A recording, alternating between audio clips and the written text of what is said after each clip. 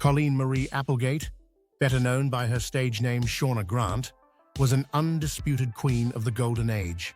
Born in Bellflower, California, and raised in the tight-knit town of Farmington, Minnesota, she was the wholesome girl next door, behind the white picket fence, the kind of teenager you'd expect to see leading the cheers at a Friday night football game. But behind the innocent small-town facade lay a troubled girl who, in a desperate attempt to escape her circumstances, spiraled into a world of exploitation, addiction, and eventual tragedy. Shauna Grant's meteoric rise to fame in the industry wasn't a dream come true, it was more like a nightmare, playing out in real time. Applegate's early life was as picturesque as one might expect from a rural Midwestern upbringing. Her father, Philip Applegate, worked a stable job as a manager for the local telephone company.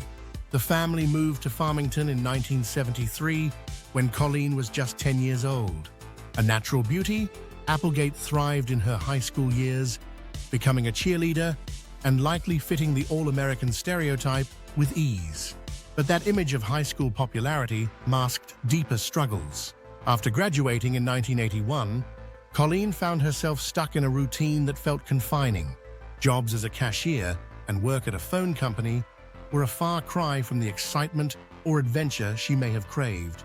It was during this period that cracks began to show in her mental health. She made an attempt in December 1981 after consuming a bottle of sinus pills.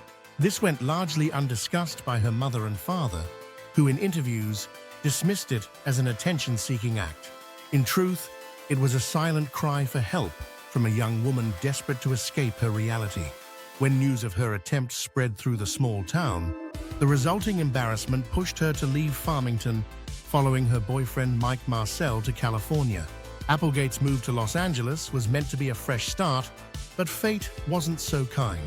Marcel and Applegate struggled to find stable jobs, a common tale in a city where dreams often outnumber opportunities. It wasn't long before Marcel saw an advertisement for the World Modeling Agency, which promised lucrative work in figure modeling. It was a thinly veiled euphemism for entrance into the industry. A World Applegate would soon become a huge star. At just 18 years old, Applegate, accompanied by Marcel, entered the offices of Jim South, a notorious figure in the industry at that time. Within days, she was posing for renowned photographer J. Stephen Hicks. Hicks, reflecting on his first meeting with Applegate, described her as young and naive, clearly unprepared for the reality of the business she was entering. Despite advice from Hicks to stay away from films, Applegate's trajectory was already heading toward it. Within months, she was appearing in all the major publications of the era. Her wholesome appearance and natural beauty quickly made her a sought-after model. The success was rapid, filled with fast cash and maximum attention. The level of fame came at a cost, however. As one adult photographer observed, Applegate was just a typical girl. She went from working minimum-wage jobs to being a big star, making thousands of dollars a day.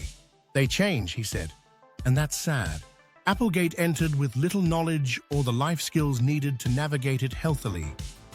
Even for seasoned pros, the business can be unforgiving. She soon met producer Bobby Hollander, who suggested she adopt a more glamorous stage name, Shauna Grant. The transformation was complete. Colleen Applegate, the small-town girl, was now Shauna Grant, a rising star in the film world. Early productions, such as Virginia in 1983 and Flesh and Laces that same year, saw her pay skyrocketing from $300 to over $1,500 a day. The roles came thick and fast, with notable releases at this time including the Bobby Hollander-helmed Valley Vixens, the star-studded The Young Like It Hot, and a starring role in Susie Superstar. But the rapid rise in fame didn't translate into happiness. While Grant was becoming a household name in the industry and beyond, she was also developing a debilitating substance habit. Insiders noticed cracks in the Shauna Grant persona as things began to unravel. She became notorious for her lack of enthusiasm during performances. As her personal problems increased, it became harder for her to find work. Despite her undeniable public popularity, directors didn't necessarily want to work with her. By the end of 1983, after a year in the business, she made the decision to retire, walking away from a world that had already taken a massive toll on her. Over the course of her career, Grant appeared in only 27 films. Her departure came after contracting a virus, an experience that deepened her disillusionment with the industry. However, this new chapter wasn't the fresh start she had hoped for. While she harbored ambitions to transition into mainstream acting and television, no offers materialized. Still, her stature and fame due to her previous career remained high. In March 1984, Shauna Grant attended the 8th Annual Adult Film Association Awards. It was an event that captured both the prestige and contradictions of her life. While she shared a table with the acclaimed director Francis Ford Coppola, her dreams of acting in mainstream productions remained just that. Dreams. During the awards ceremony, Grant agreed to return to industry filming after a 10-month break. She committed to filming Matinee Idol, which was set to begin production just 8 days later in San Francisco. It was a decision driven not by passion for the work, but by a sense of inevitability. The industry was all she knew, and her foray into Hollywood wasn't going anywhere. The awards show had also demonstrated her enduring appeal, and her talents were still in demand. More complications followed, however. Shortly after the awards show, a guy she had met back in Minnesota flew to Los Angeles to visit her. But Grant, completely out of it, forgot about his arrival. Along with her close friend and fellow mature film star, Laurie Smith, Grant had been partying without sleep for several days. While in this condition, Grant also received a call from the boyfriend she had been living with, Jake Ehrlich. He was serving a prison sentence for dealing, and over the phone, he informed her that their relationship was over and that she had to vacate his Palm Springs home. Already hitting rock bottom, this news hit Grant hard, and she was running out of options. She briefly considered taking refuge back in Minnesota, where her parents had previously offered to support her return to college.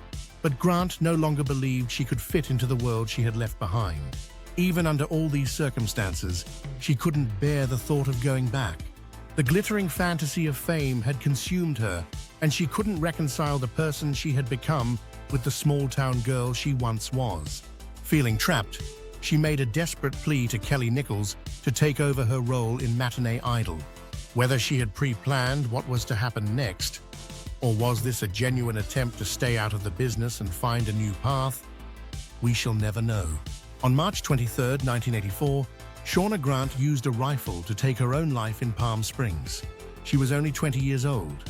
Grant's passing sent shockwaves through the film industry and the wider public. For those who knew her, it was a tragic but unsurprising end to a life filled with emotional turmoil. Her funeral was held on March 28, 1984, at St. Michael's Church in her hometown of Farmington, Minnesota. She was laid to rest in the church's cemetery. Grant's story remains a cautionary tale of the pressures of fame on the unprepared. Despite her brief career, her legacy endures, not only as an adult star, but as a symbol of how vulnerable young women can become casualties of the unforgiving nature of fame.